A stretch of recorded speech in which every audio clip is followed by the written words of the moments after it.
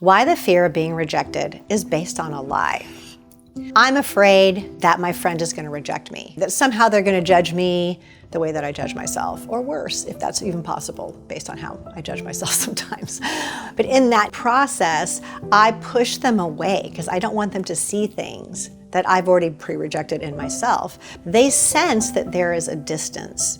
So then they take a step back. I see them walking on eggshells. I think, yeah, they're withdrawing. That's right, I knew they were going to reject me.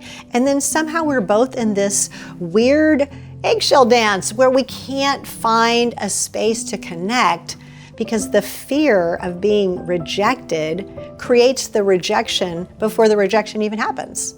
See how that works? Why the fear of being rejected is based on a lie is that the mechanism that we use to avoid rejection usually draws us to withdraw, perform, pander, pre-reject. And so what happens is our authentic, unique expression of who we are and the gift we're made to be in this world doesn't get given.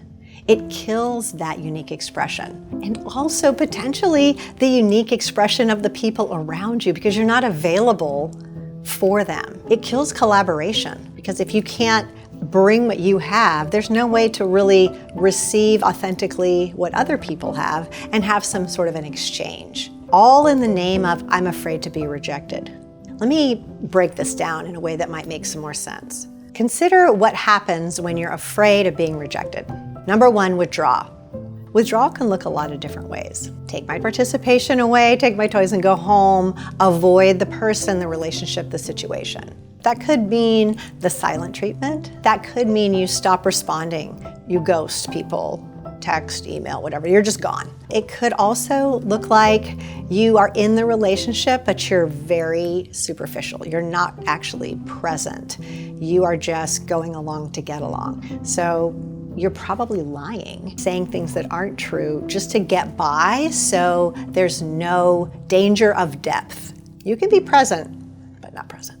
Number two, perform, pander. How do I get you to like me? What is it that you want? Let me just do the thing that I think you want me to do so then I won't be rejected. If someone asks you a question and you don't agree, but you say, oh, I agree. Or I say, that's fine. When really, I have other ideas or thoughts or preferences or creativity that could be in the mix that I'm unwilling to expose to you. I'm unwilling to be vulnerable about with you. So I just turn into a robot. Tell me what you want me to do, and I'll do it.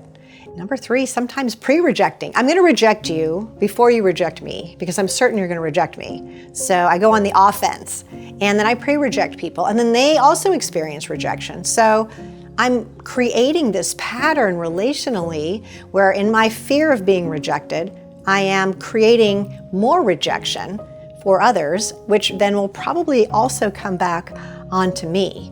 I mean, what's so scary about rejection? Why do we bristle at it? Why do we push it away? Why do we hate it? And I get it, it hurts, it doesn't feel good. No one wants to have the experience of being rejected. How does it get so significant in our lives?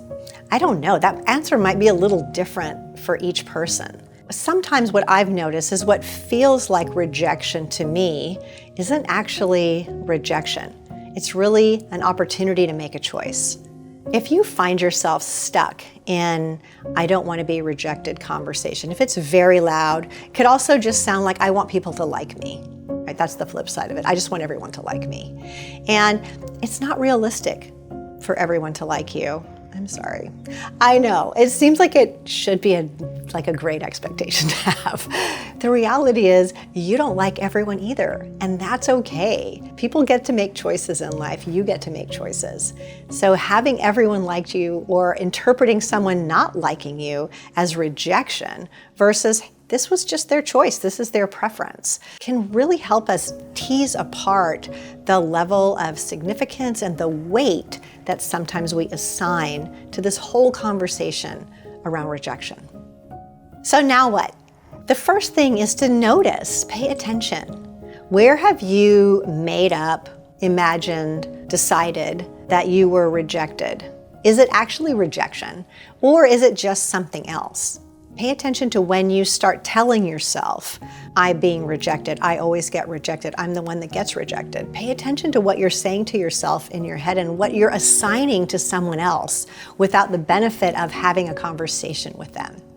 This is going to take courage. This is going to take a willingness to be vulnerable, to expose yourself. But really, the alternative is a lot darker than you think. So number one, notice. Number two, be curious. Ask the questions. Ask the other person. Invite them into a conversation. See what it's like for them. See what they actually are thinking versus what you are afraid that they might be thinking. See if perhaps they experienced pre-rejection. And then be willing to take new action in this situation, in this relationship, even in the way that I talk to myself. How do we harness our imagination and use it to fuel our vision versus using our imagination to take us down? If you like this video, if it was resourceful for you, please subscribe to my YouTube channel, ring that bell for notifications, leave a comment. What's something you're interested in? And if you'd like more resource on this topic, I'm going to link several other videos that I think will help flesh it out for you and give you more data, more things to consider, and more resource.